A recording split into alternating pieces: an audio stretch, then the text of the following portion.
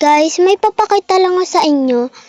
May mapapansin po kayo dito sa kamay ni Kuya Miles. Ako lang po ba nakakita?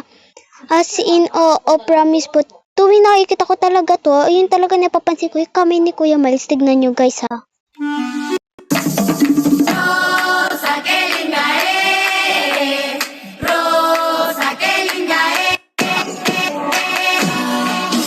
Ayan guys, so kita nyo yung kamay ni Kuya Miles sa bewang na Ate Mitch. Tignan nyo. Kita nyo, tinanggal niya na kung yung nakaharap na. Teka lang guys, ulitin ko, tignan nyo ha. Ko lang. Ayun o guys, ayun o, tignan nyo yung bewang ni Ate Mitch. Ayun o.